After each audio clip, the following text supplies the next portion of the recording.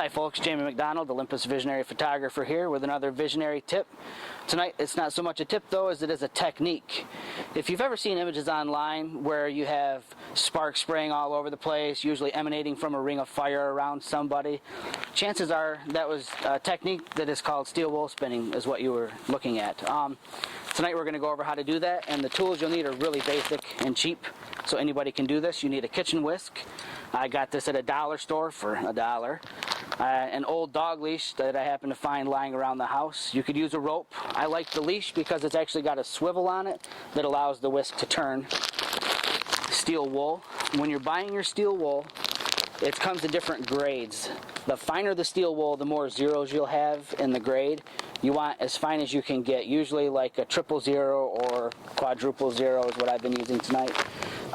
The finer the steel wool, the hotter, the brighter it burns, the more sparks it'll throw. And speaking of throwing sparks, and I don't have one here to show you, but a fire extinguisher is a very good idea.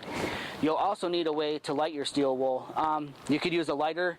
I happen to be using a 9-volt battery. If you just touch the battery to your bundle of steel wool, it'll get the steel wool smoldering, and once you start spinning it, you'll be feeding it a ton of oxygen, and it'll just take off from there. It's really as simple as taking your steel wool out of the package. I unravel it, unbundle it a bit, and then I start tucking it into the whisk. Get it nice and filled in there so it's not going to fly out when you spin it.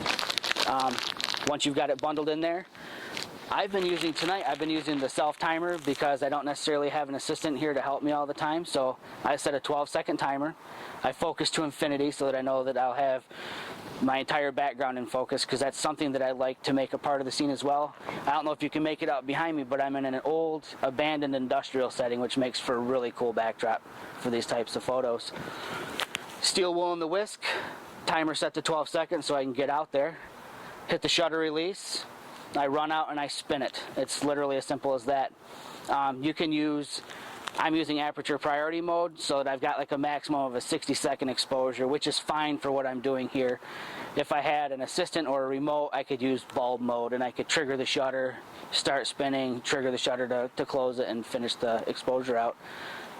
For a one-person shoot though, I use aperture priority. I get my f-stop. I think I'm at like f16 for this so that I can get a really long exposure, which gives me the clouds in motion.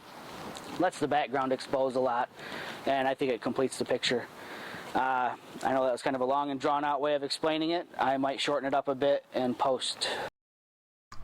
And I'm back home now where it's nice and warm. I'm going to share with you a couple of images that were shot either just before or just after the recording of this little how-to.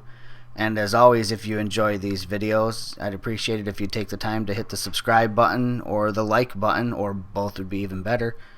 And if you have done any steel wool spinning, I'd love to see examples of your work. If you'd like to post links to your images down in the comments below, that would be awesome. And as always, take care.